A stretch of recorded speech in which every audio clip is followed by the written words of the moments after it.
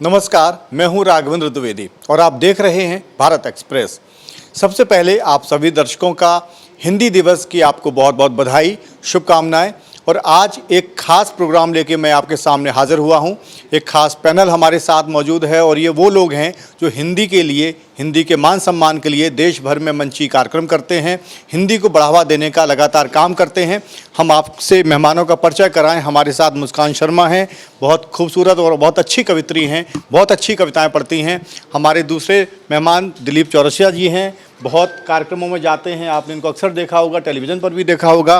और नंदिनी श्रीवास्तव हमारी तीसरी मेहमान, ये भी बेहद उम्दा और खूबसूरत कविताएं पढ़ती हैं। इन सभी के पास मैं बारी बारी से जाऊंगा और हिंदी दिवस से जुड़ी तमाम कविताएं, रचनाएं सुनूंगा और भी तमाम इनकी जो काव्य रचनाएं हैं उनकी तरफ भी हम जाएंगे। कई सारे सवाल जवाब भी होंगे। सबसे पहले मुस्कान, मैं आपकी तरफ जाना चाहूँगा।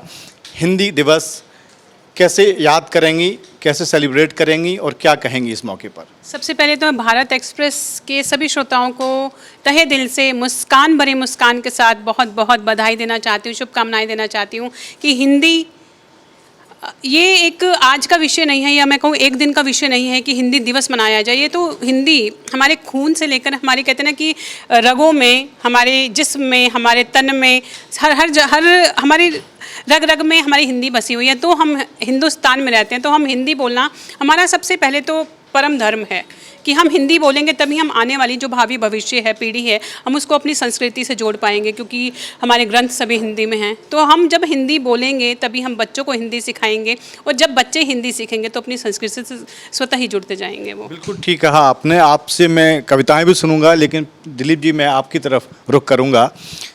हिंदी दिवस मनाया जाता है, हिंदी दिवस के अलावा हिंदी पखवाड़ा, हिंदी सप्ताह, ये सरकारी तमाम आयोजन और औपचारिकताएं अपनी जगह हैं, लेकिन आप लोग लगातार काम जो करते हैं हिंदी के बारे में, कैसे सोचते हैं कि जब तक उस मानसिकता से लोग बाहर नहीं निकलेंगे, हिंदी को उस तरह का मान सम्मान नहीं देंगे, अपनी ज़िंदगी में नहीं अपनाएंगे, तब तक शायद वो सम्मान नहीं मिलेगा जिसकी वो हकदार है? बिल्कुल, मैं कहना चाहूँगा, देखिए भाषा जो है वो ही संस्कृति को बचा सकती है। अगर हम सिर्फ संस्कृति की बात करेंगे और भाषा को छोड़ देंगे, जैसा कि आजकल अंग्रेज़ी आती जा रही है स्कूलों में, जो नए बच्चे हैं, मैं एजुकेशन फील्ड से भी जुड़ा हुआ हूँ, मैंने महसूस किया है 5th क्लास से नीचे छोटे बच्चे अभी हिंदी की गिनती नहीं समझते। उन्हें 69 नहीं पता, 79 नहीं पता, 89 नहीं पता। तो ये जो हो रहा है धीरे धीरे, ये तभी इसीलिए हमारा सांस्कृतिक पतन भी हो रहा है, संस्कारों का भी पतन हो रहा है, क्योंकि भाषा जो है वो हमारे संस्कार और संस्कृति सबको बचाने का काम करती है, संवाहक का काम करती है। बिल्कुल ठीक कहा आपने। नंदिनी जी, आप बताइए कि आप तमाम कार्यक्रमों में भी जाती हैं, कैसा अनुभव रहता है? हिंदी के जो श्रोता मिलते हैं आपको, दर्शक मिलते हैं, उनकी प्रतिक्रियाएं कैसी होती हैं, ख़ासतौर से इस माहौल में जब लोग अंग्रेज़ी की तरफ ज़्यादा दौड़ रहे हैं? हाँ जी, बिल्कुल। सबसे पहले तो इस न्यूज़ चैनल के माध्यम से मैं विश्व भर में हिंदी लिखने, पढ़ने, सुनने और कविताओं का अनुसरण करने वाले लोगों को हिंदी दिवस की बहुत बहुत शुभकामनाएं देती हूँ। राघवेंद्र जी, एक बात कहना चाहूँगी आपके चैनल के माध्यम से कि अब वो वक्त नहीं रहा जब हिंदी व्यवहार की भाषा रह गई है। सिर्फ हिंदी आज के समय में रोज़गार की भाषा भी रह गई है। और जब हम तमाम पटलों पर, तमाम मंचों पर एक ग्लैमरस लाइफ कवि कवित्री की या साहित्यकारों की जीते हैं, तो सामने वाले जो आने वाली पीढ़ी है, जो सामने की नस्ल है, उनको एक संदेश जाता है कि भाई अंग्रेज़ी ठीक है, लेकिन हिंदी अब व्यवहार की भी भाषा हो गई है और रोजगार की भी भाषा हो गई है। हम तमाम न्यूज़ चैनल्स को देख लें, तमाम पत्रिकाओं को देख लें, बच्चों के ज़ुबान पे रील्स में चढ़ते हुए हिंदी बॉलीवुड के गाने को देख लें, तो बिल्कुल भी हिंदी जो है अब वो आत्मा की भाषा है, जैसा कि मुस्कान ने कहा, और रोज़गार की भी भाषा बन गई है। रोज़गार की भाषा बन गई है, बड़ी अच्छी बात कही आपने।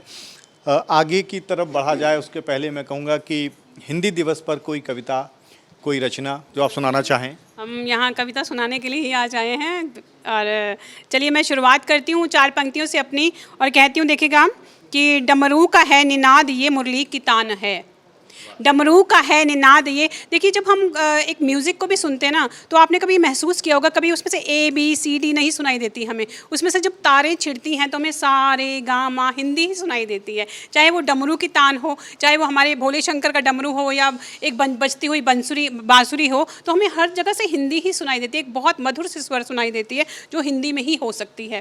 तो देखिएगा मैं क्या कहती हूँ कि डमरू का है निनाद ये मुरली की तान है, दिनकर की रश्मि है ये निराला की शान है, सागर से पर्वतों के शिखर तक है सुशोभित, गर्वित सदा ही हिंद से हिंदुस्तान है, गर्वित सदा ही हिंदू से ये हिंदुस्तान है। वाह वाह वाह। और कोई रचना जो आप हिंदी दिवस मेरा बहुत प्यारा सा गीत मैंने लिखा था, आप आज्ञा दें तो मैं प्लीज सभी अपने सुनाइए। श्रोताओं तक एक गीत पहुंचाना चाहती हूँ। मेरे मन का गीत है, आपका करना चाहती हूँ। देखिए क्या कहती हूँ।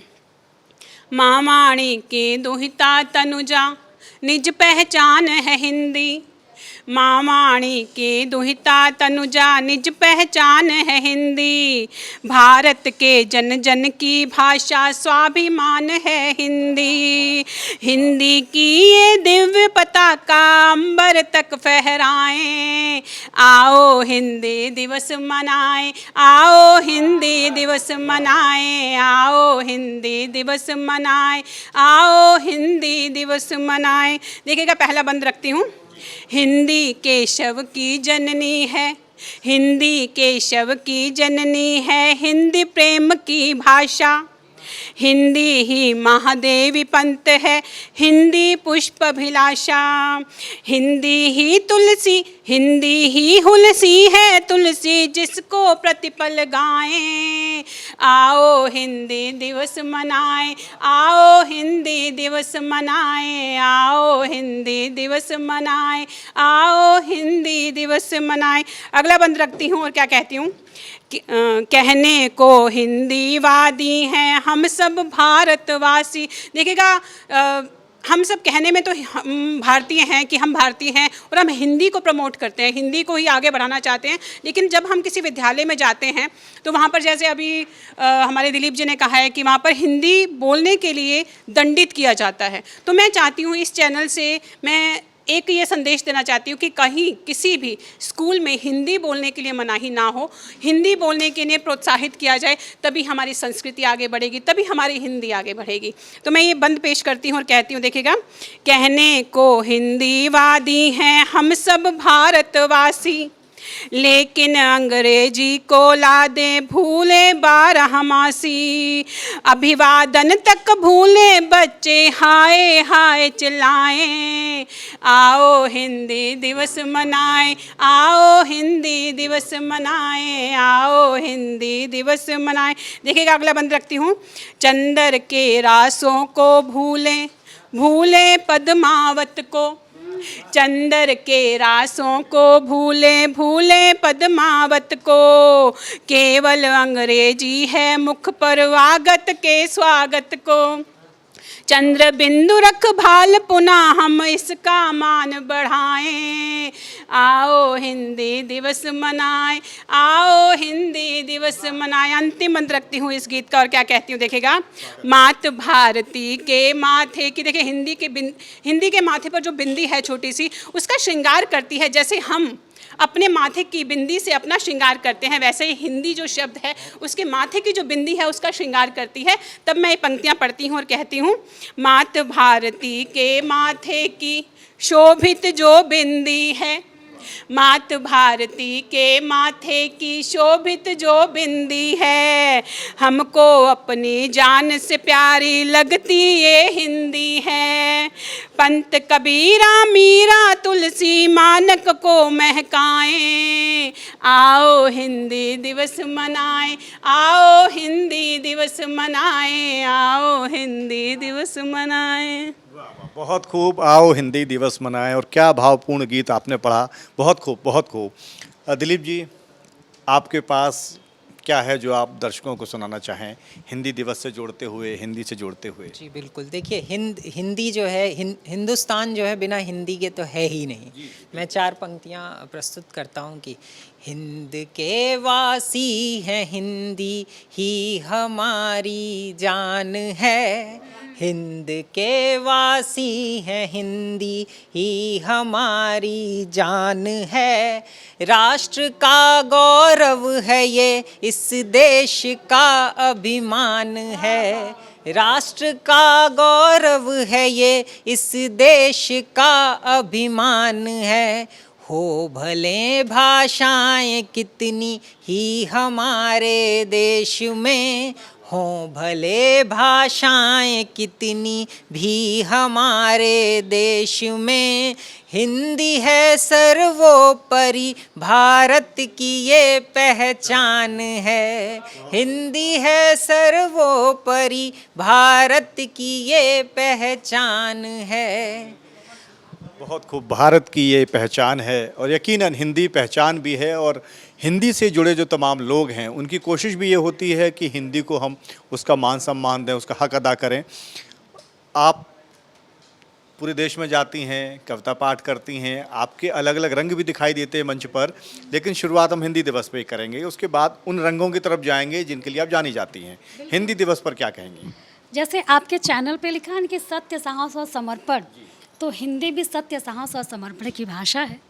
4 पंक्तियाँ हिंदी के लिए छोटी छोटी कि हमारे मान की सम्मान की भाषा है ये हिंदी, जगत में हिंद के पहचान की भाषा है ये हिंदी, और बहुत संघर्ष करके राजभाषा का मुकुट पहनी, बहुत संघर्ष करके राजभाषा का मुकुट पहनी, महज भाषा नहीं विज्ञान की भाषा है ये हिंदी, महज भाषा नहीं विज्ञान की भाषा है ये हिंदी।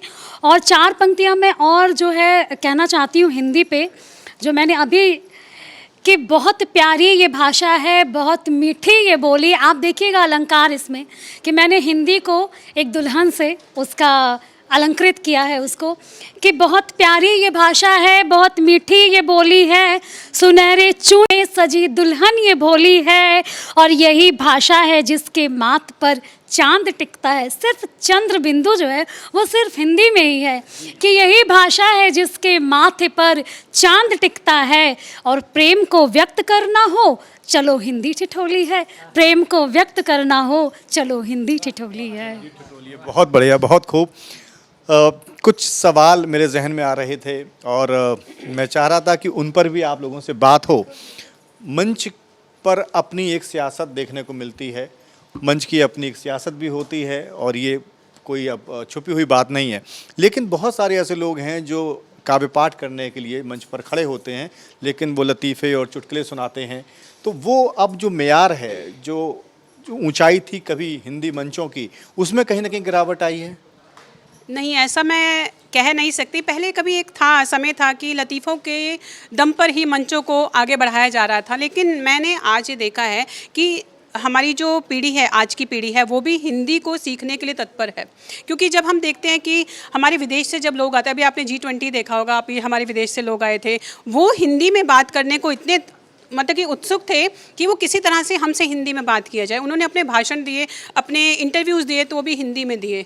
तो इसको देखते हुए मुझे नहीं लगता कि चाहे मैं मंचों की बात करूं, आज जब हम कविता पाठ करते हैं मंच पर खड़े होकर, तो जो हमारे श्रोता कहती हूँ वो भी हमारे आधे कवि होते हैं, तभी वो हमें सुनते हैं, हमें पहचान सकते हैं। और अगर वो कवि हैं तो कहीं उनका जो हृदय है वो भी हिंदी हृदय है, तो तभी मुझे उनको लगता है कि वो हमें हिंदी को समझ रहे हैं, तभी हिंदी आगे बढ़ रही है। तो मुझे नहीं लगता कि लतीफ़ों से कुछ सिखाया जा सकता है। शुद्ध साहित्य जब होता है तभी हमारे जो बच्चे हैं वो मंचों से भी सीख सकते हैं, और वही साहित्य असर भी छोड़ता है। वही साहित्य असर भी छोड़ता है। बेशक बेशक। दिलीप जी, कार्यक्रम से पहले हम आप अनौपचारिक बातचीत कर रहे थे, उसमें आपने कहा कि अनुवाद जब होता है अंग्रेज़ी का तो वो बहुत ही एक अलग तरह की बात होती है, वो बात नहीं आती जो हिंदी की शैली से ज़ाहिर होती है। तो मैं ये जानना चाहूँगा कि इसको आप कैसे देख रहे हैं? अब ज़्यादातर जो हिंदी है वो एक अनुवाद की तरफ बढ़ रही है, अनुवाद में वो रंग नहीं आ पाता, वो तासीर नहीं दिखती जो उसकी एक पहचान है, जो एक लचीलापन है ज़बान में, भाषा में। क्या कहना चाहेंगे उस पर? बिल्कुल, देखिए जैसे कि मुद्दा पिछले दिनों भी रहा, जो एग्ज़ाम होते हैं हमारे यहाँ, यूपीएससी का एग्ज़ाम तो काफ़ी छाया रहा है इस मुद्दे पे कि जो ट्रांसलेशन इंग्लिश और हिंदी के होते हैं वो बहुत ही अलग हो जाते हैं। एक अवबोध क्षमता, इंग्लिश में बोलते हैं कॉम्प्रिहेंशन का एक सेक्शन है, तो जहाँ पे जब वो चेंज होता है, ट्रांसलेट होता है, तो पूरी तरीके से अभ्यर्थियों के लिए वो बहुत कठिन है समझना, क्योंकि वो गूगल से ट्रांसलेट हो रहा है। आजकल आर्टिफिशियल इंटेलिजेंस का ज़माना आ गया, कृत्रिम बुद्धियाँ आ गई हैं, तो वो उस तरीके से ट्रांसलेट हो रही है, तो वो समझा नहीं जा सकता। तो मुझे लगता है सरकार को इस ओर भी थोड़ा सा ध्यान देना चाहिए कि जो हमारे एग्ज़ाम हो रहे हैं या जो भी रोज़गार की भाषा, जैसे कि दीदी ने बोला कि रोज़गार की भाषा है, बन रही है बिल्कुल, लेकिन जो उसकी चयन प्रक्रिया है या जो और औपचारिकताएं हैं उनको भी उसी तरीके से सही किया जाए कि हिंदी वाला कहीं भी अपने आप को ठगा हुआ सा महसूस ना करे सरकार की तरफ से, या जो भी सरकारी एजेंसीज़ इन कार्यक्रम जो एग्ज़ाम वगैरह करवाती हैं, तो वो बहुत ज़रूरी है। और अगली पीढ़ी तभी ही उस तरीके से इसको बढ़ चढ़ के सीखना चाहेगी जब उन्हें ऐसा कहीं नहीं लगेगा कि मेरे साथ गलत हो जाएगा। देखिए, भविष्य के लिए तो सब हर कोई चिंतित है अपने, तो कर रहे हैं, हर तरफ से प्रयास हो रहे हैं और मुझे उम्मीद है जल्दी ये और अच्छा होगा। पिछले कुछ सालों में सुधरा भी है। अंग्रेजी से रोज़गार ज़्यादा मिलता है, ऐसा माना भी जाता है और लोग जाहिर भी कर रहे हैं, साबित भी हो रहा है। लेकिन अंग्रेज़ी को बढ़ावा मिले लेकिन हिंदी की कीमत पे ना मिले। हिंदी तो आपकी जड़ों से जुड़ी भाषा है, आपकी अपने अंदर है, तो भाषा तमाम आनी चाहिए, वो एक अलग बात है, अच्छी बात है। अंग्रेज़ी भी आए और तमाम भाषाओं का जानकारी होनी चाहिए, लेकिन हिंदी के साथ जब अन्याय होता है तो दिल दुखता है। बिल्कुल दुखता है, लेकिन मैं ये नहीं कहूँगी कि पूर्णतः अन्याय हो रहा है। राघवेंद्र जी, आज से 25-30 साल पहले क्या हम सोचे थे कि हम कंप्यूटर पे कोई ऐसा सिस्टम आएगा कि हम हिंदी टाइप कर सकेंगे, टंकड़ कर सकेंगे हिंदी पे? हम नहीं सोचे थे। लेकिन देखिए 3 दशकों में कितना बदलाव आया है कि हमारे मोबाइल फ़ोन में हिंदी अनुवाद कर सकते हैं, हिंदी हम उसको टाइप कर सकते हैं, हिंदी में संदेश भेज सकते हैं। और अभी देखिए आपके ऑफिस में भी तमाम लोग दिख रहे हैं, सबके स्क्रीन पे मुझे हिंदी दिखाई दे रही है। हाँ, दुखता है मन। मुझे बस यही कहना है कि हिंदी का अस्तित्व, हिंदी और हिंदुस्तान का अस्तित्व न कभी खतरे में था, न खतरे में है, न कभी खतरे में रहेगा, क्योंकि हमारे पहले की भी पीढ़ी ने इसके लिए लड़ाई की, इसके लिए कार्य किया। हम आप भी कर रहे हैं और हम ये संस्कार अपने बच्चों को भी देंगे कि वो भी हिंदी हिंदुस्तान के लिए काम करें। इस पे कभी आँच ना आए, ये कभी कमज़ोर नहीं होगी, ये कभी भी हार नहीं सकती है, ये हिंदी का पताका हमेशा लहराएगा। लेकिन राइटर जो है वो किसी भी इशू पे, किसी भी मुद्दे पे, किसी भी विषय पे कुछ ना कुछ नया क्रिएटिव करना चाहता है। और ख़ासकर हिंदी कवि और कवित्रियाँ तो पूरी एक रेंज होती है उनके पास। अभी हाल ही में चंद्रयान चंद्रमा की सतह पर पहुंचा, आदित्य वन को लॉन्च किया गया, तो क्या इन विषयों पर भी कुछ लिखा आपने हाल फिलहाल? हाँ जी, जब मैंने आदित्य वन पे लिखा तो मुझे कुछ लोगों ने कहा कि चंद्रमा पे तो कवि लोग बहुत लिखते हैं कि उसे प्रेमिकाओं को चंद्रमा से उसको तुलना करते हैं, आज सूरज पे क्या लिख सकते हैं? तब मैंने सूरज पे लिखा। आप कहिए तो मैं तरन्नुम में सुनाऊं कि जब चंद्रयान हमारा असफल हुआ था तो बहुत सारी टिप्पणियाँ हमारे लिए आई थी, मीम्स आई थी, हमारे वैश्विक स्तर पे बहुत आलोचना हुई थी। फिर हमने चंद्रयान भी सफल करके दिखाया और ये आदित्य वन की भी लॉन्चिंग जो है, इसका प्रक्षेपण भी बहुत सफलतापूर्वक हुआ।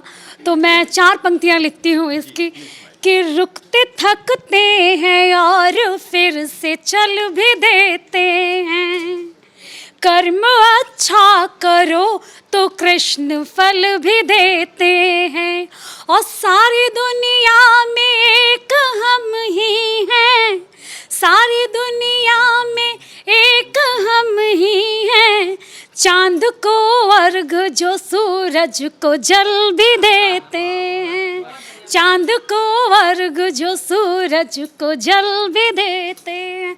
तो जहाँ न पहुँचे रवि वहाँ पहुँचे कवि। आप कुछ भी लिखवा लीजिए, कवि हमेशा अपनी लेखनी और अपने पृष्ठ के साथ, हिंदी बोलने की कोशिश कर रही हूँ, शुद्ध हिंदी, कि अपने पृष्ठ के साथ हमेशा जो है वो आपकी सेवा में तत्पर है। बहुत बहुत शुक्रिया आपका। दिलीप जी, कोई कविता या जो इस समय आप सुनाना चाह रहे हो? जी जी, मैं एक गीत प्रस्तुत करता हूँ हिंदी के लिए, हिंदी दिवस पे, कि हिंदी के सम्मान में आओ दीप जलाएंगे, हिंदी के सम्मान में आओ दीप जलाएंगे, अपनी अगली पीढ़ी को भाषा रोज़ सिखाएंगे, अपनी अगली पीढ़ी को भाषा रोज़ सिखाएंगे। हिंदी अनुभव, हिंदी गौरव, हिंदी अपना वैभव है। हिंदी अनुभव, हिंदी गौरव, हिंदी अपना वैभव है। हिंदी से भाषाएं सारी, हिंदी सच में पल्लव है। हिंदी से भाषाएं सारी, हिंदी सच में पल्लव है। निष्ठाओं की खाद से पौधे नए उगाएंगे, निष्ठाओं की खाद से पौधे नए उगाएंगे। अपनी अगली पीढ़ी को भाषा रोज सिखाएंगे, अपनी अगली पीढ़ी को भाषा रोज सिखाएंगे। देखिए अंग्रेज़ी और हिंदी में एक अंतर है। ये जो खूबसूरती हिंदी में है, जितने शब्द हैं हिंदी में उतने इंग्लिश में नहीं है। सभी लोग इस बात को जानते हैं। मैंने एक लाइन कहने की कोशिश की है कि अंग्रेज़ी में यूं ही यूं है, हिंदी में तुम आप और तू है। अंग्रेज़ी में यूं ही यूं है, हिंदी में तुम आप और तू है। अंग्रेज़ी बेगंध ज़बां सी, हिंदी में देशी खुशबू है। अंग्रेज़ी बेगंध ज़बां सी, हिंदी में देशी खुशबू है। इस खुशबू के ज़ोर से, इस खुशबू के ज़ोर से उपवन ये महकाएंगे। अपनी अगली पीढ़ी को भाषा रोज सिखाएंगे।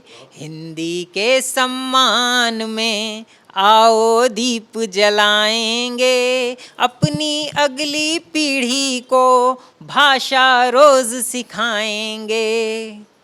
क्या खूबसूरत गीत आपने पढ़ा, बहुत ही अच्छा, बहुत ही अच्छा। मुस्कान जी आपकी तरफ जी क्या पढ़ना चाहती हैं? अब चूँकि मैं भी चाह रहा हूँ कि आपने हिंदी पर बात की, हिंदी से जुड़ा कोई गीत हो या कुछ और हो, चूँकि पहले भी आपने बड़ा शानदार पढ़ा, लेकिन कई बार होता है कि कुछ कुछ गीत आपकी पहचान बन जाते हैं और जो अक्सर फरमाइश भी लोग करते हैं, जो आपको देखते हैं, जो सुनते हैं, तो वो ऐसा कोई गीत जो आपके बहुत करीब हो, जिसको आप गुनगुनाना चाहें, पढ़ना देखिए, चाहें। गीत की बात कहूँ, मैं मंचों की बात कहूँ, मंचों पर मैं श्रृंगार पढ़ती हूँ, जैसे आपको भी पता है और जो मेरे श्रोता मुझे जानते होंगे इसमें से उनको ही पता होगा कि मैं श्रृंगार लिखती हूँ, श्रृंगार जीती हूँ, श्रृंगार ही पढ़ती हूँ हमेशा। तो श्रृंगार पर ही कुछ सुना दीजिए। तो चलिए श्रृंगार की 4 पंक्तियाँ कहती हूँ। उससे पहले मैं 4 पंक्तियाँ और कहना चाहती हूँ। जैसे अभी दिलीप जी ने एक बहुत सुंदर गीत पढ़ा, उस पर 4 पंक्तियाँ मैं अपनी कहना चाहती हूँ कि अपनी संस्कृति मर्यादा का हर अनुयायी भी निकले। अपनी संस्कृति मर्यादा का हर अनुयायी भी निकले। अंग्रेजी गीतों के संग मुख से चौपाई भी निकले। देखिए, अगर हम बच्चों को अंग्रेजी सिखाते हैं तो मुझे लगता है कि कहीं बच्चों को हमें एक ग्रंथ उठाकर एक चौपाई अगर हम रोज़ सिखाएं तो 365 दिन में हम 365 चौपाइयाँ सिखा सकते हैं।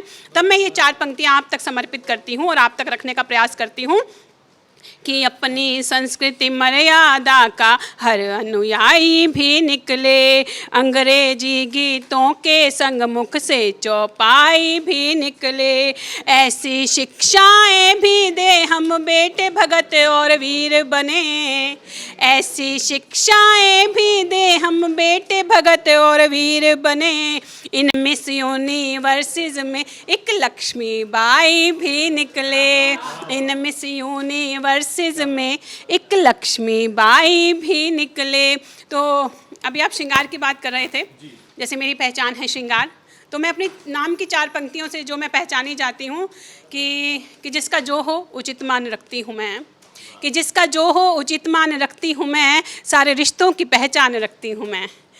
पल खुशी के हो या मुश्किलों की घड़ी, पल खुशी के हो या मुश्किलों की घड़ी, अपने अधरों पे मुस्कान रखती हूँ मैं, अपने अधरों पे मुस्कान रखती हूँ मैं। और 4 पंक्तियाँ और श्रृंगार की देती हूँ कि तेरी आँखों के सदके, तेरी आँखों के सदके बातों पर कुर्बान कह जाना। देखिए, आज हिंदी दिवस है और कहीं प्रेम भी अगर हिंदी में कहीं किसी को किया जाए तो वो भी एक अलग सा ही रूप लेता है। कहीं आपने देखा नहीं होगा कि अंग्रेज़ी में किसी को प्रेम करते हुए, प्रेम भी हिंदी में ही होता है। तब ये 4 पंक्तियाँ कहती हूँ कि तेरी आँखों के सदके बातों पर कुर्बान कह जाना, वो हाथों को पकड़कर प्यार से फिर जान कह जाना।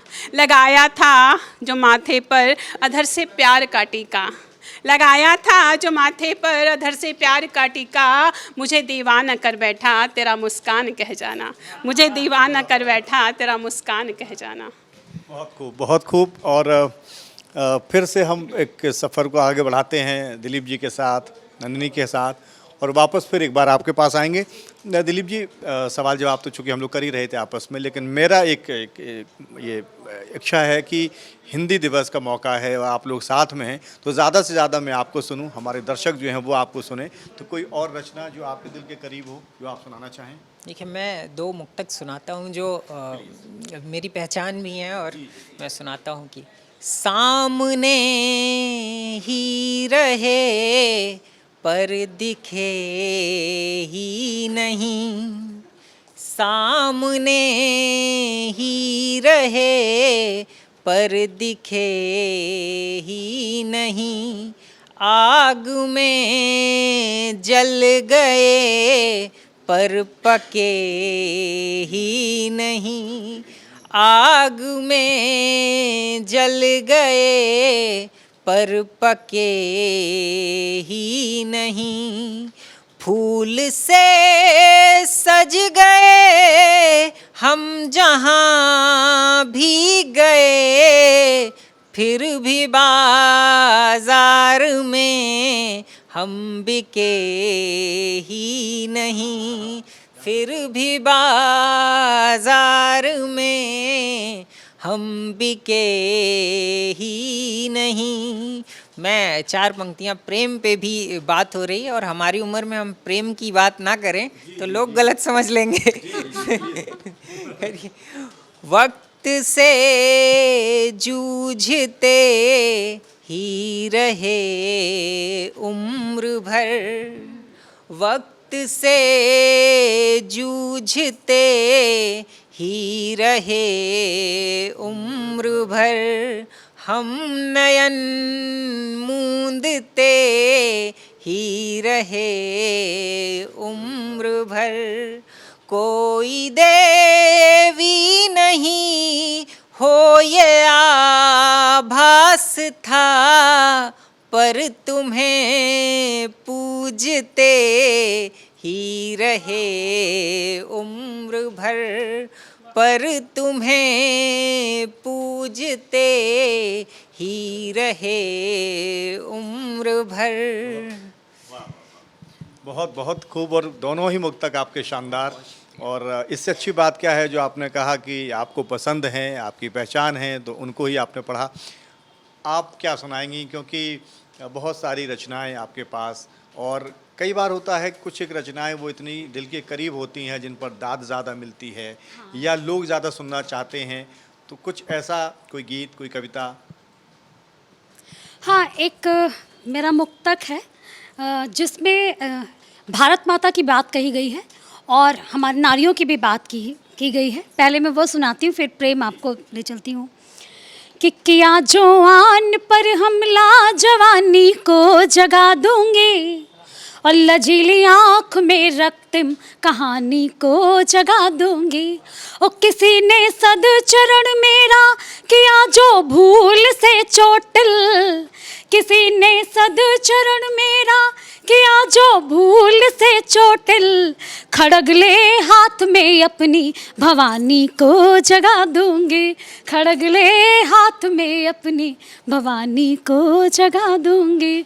तो देश पे भी कोई हमला करे या हम नारी जात पे कोई हमला करे, बाकी प्रेम की बात है तो मैं 4 पंक्तियाँ कहती हूँ, बहुत मन से एक सुर में लाती हूँ। कि अजब सी कशमकश दिल में, मगर मुझको ये कहना है, अजब सी कशमकश दिल में, मगर मुझको ये कहना है, मुझे हम दम तुम्हारे साथ सारी उम्र रहना है। ओ बनारस की जरी साड़ी मुझे लगने लगी लगी फीकी, बनारस की जरी साड़ी मुझे लगने लगी फीकी, दुशाला बाह का तेरी गले में जब से पहना है। बहुत बहुत खूब। कुछ और अगर हाँ दिल कर रहा है आपका तो सुनाइए, प्लीज सुनाइए। 4 पंक्तियां हैं, मुझे लोग बहुत प्यार देते हैं उसको, कि कैसे कैसे सवाल करते हो, कैसे कैसे सवाल करते हो, मेरा जीना मुहाल करते हो, और पूछते हो कि प्यार है कितना, पूछते हो कि प्यार है कितना, तुम तो सच में कमाल करते हो, तुम तो सच में बवाल करते हो, कैसे कैसे सवाल करते हो। बहुत बहुत शुक्रिया, बड़ा आपने, और जिसके लिए आप परिचित हैं, जानी जाती हैं, और आपने कहा कि आप उन रचनाओं को, जैसा मैंने कहा, बहुत ही अच्छा, बहुत खूब। आखिरी हिस्से में हैं हम कार्यक्रम के, लेकिन अब हम आपसे ये जानना चाहेंगे कि हिंदी मंचों का जो एक स्वरूप दिखता था पहले, बड़े बड़े कद्दावर साहित्यकार, बहुत बड़े बड़े कवि, और उस परंपरा को जब आप लोग आगे ले जाते हैं तो कहीं ना कहीं जो माहौल है हिंदी के प्रति हो या कविताओं के प्रति हो, जिस तरह के दर्शक श्रोता मिलते हैं आपको, लेकिन जब आप मंच पर होते हैं, मंची कार्यक्रम करते हैं, तो उस जिम्मेदारी का बोध कैसे होता है? एक चुनौती लगती है कि हमें उस ध्वज को, उस परंपरा को आगे ले जाना है जो हमसे बहुत बहुत दिग्गज और तमाम बड़े लोगों ने उस मंच से दिया है। जी बिल्कुल, आप सही कह रहे हैं कि जब हम मंच पर होते हैं हमारी जिम्मेदारी बढ़ जाती है, क्योंकि जब हम शुरुआती दौर में होते हैं तब हमें कोई जानता नहीं है।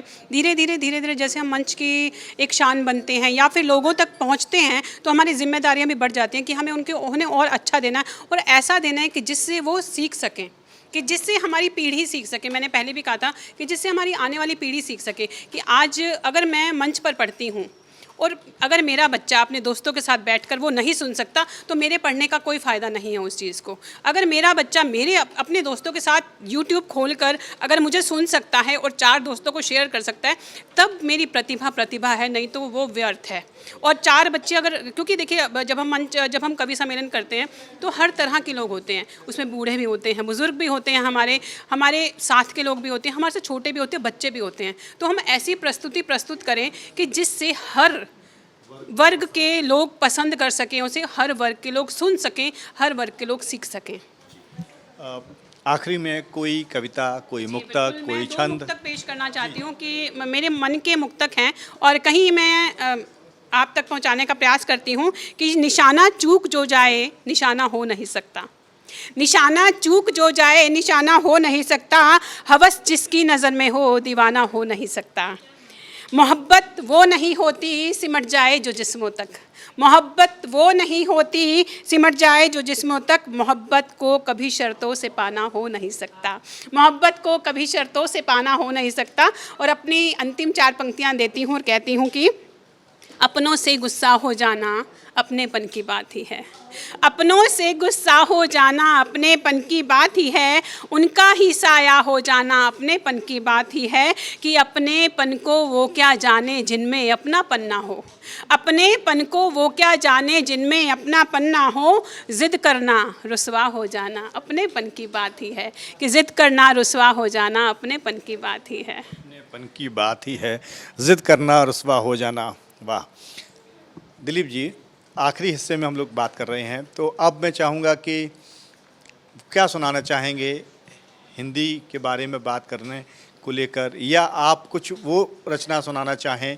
जो आप सुनाना चाहें और बातचीत में या जो विषय ना आया हो उस बारे में कुछ? देखिए, मैं एक तो प्रेम पे ही एक मुक्तक पढ़ता हूँ, उसके बाद बात को आगे ले चलेंगे। कि जीवन में थे हमारे मुश्किल पहेलियों से, जीवन में थे हमारे मुश्किल पहेलियों से, थे दिल के गाँव में तुम शाही हवेलियों से थे दिल के गाँव में तुम, शाही हवेलियों से चाहा बहुत कि समझूं, मैं बढ़ के तुमको छू लूं, चाहा बहुत कि समझूं, मैं बढ़ के तुमको छू लूं, पर दूर थे बहुत तुम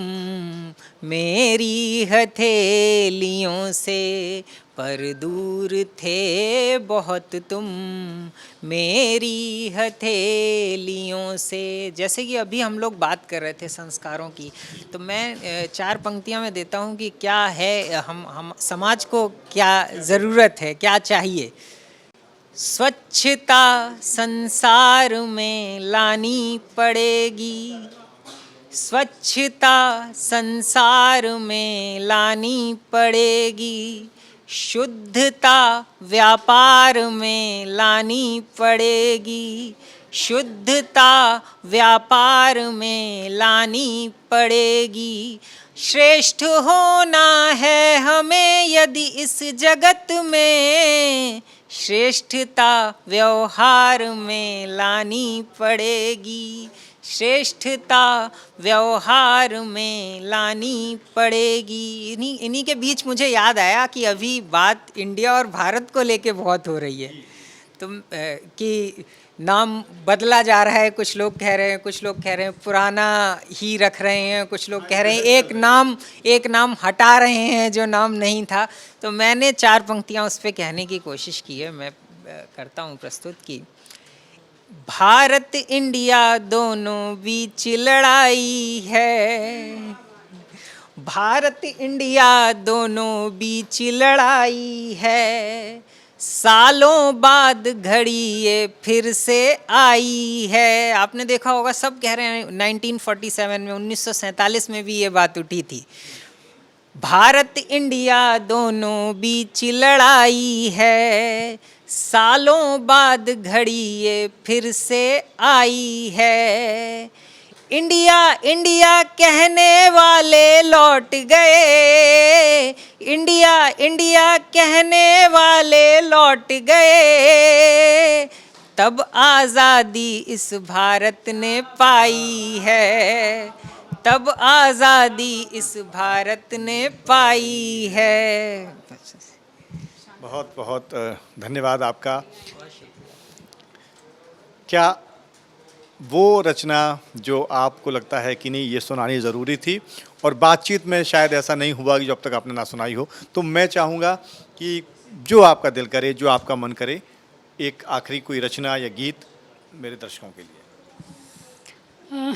एक गज़ल का मतलब और कुछ शेर कि फिर तेरी याद का उजाला है और रात भर हमने दिल संभाला है, फिर तेरी याद का उजाला है, रात भर हमने दिल संभाला है, और तेरी तस्वीर देखकर बहले, तेरी तस्वीर देखकर बहले हमने ये रास्ता निकाला है, और कुछ भी भाता नहीं है आँखों को, कुछ भी प्रेम का चरम, कि कुछ भी भाता नहीं है आँखों को, तुमने किन उलझनों में डाला है, कुछ भी भाता नहीं है आँखों को, तुमने किन उलझनों में डाला है, और सांस चलती कभी निकलती है, हमने भी कैसा रोग पाला है, हमने भी कैसा रोग पाला, और चलते चलते ये मकता कि नंदिनी क्यों डरे ज़माने से, नंदिनी क्या डरे ज़माने से, ये ज़माना तो देखा भाला है, नंदिनी क्या डरे ज़माने से, ये ज़माना तो देखा भाला है। आप कवित्री भी हैं और शायरा भी हैं, दोनों ज़बान में आप लिखती हैं, और यही मुस्कान आपके साथ है। अगर कोई शेर किसी गज़ल का या कोई गज़ल याद आ रही हो तो आप सुनाना चाहें तो स्वागत है आपका। एक शेर कहती हूँ कि उनसे मिलकर छा जाता है एक नशा, उनसे मिलकर छा जाता है एक नशा, जिनके कटने में फिर मुद्दत लगती है, जिसके कटने में फिर मुद्दत लगती है। बहुत बहुत शुक्रिया आपका। तो आपने देखा कि बहुत सारी बातें हुई इस कार्यक्रम में, बहुत सारी कविताएं आपने सुनी, मुक्तक छंद के ज़रिए इन लोगों ने आप तक अपनी रचनाओं को पहुंचाया, और मुझे उम्मीद है कि यकीनन आपके दिल तक ये पहुंची होंगी रचनाएं। इस वीडियो में फ़िलहाल इतना ही। भारत एक्सप्रेस को आप देखते रहिए, अन्य तमाम खबरों से जुड़े रहिए।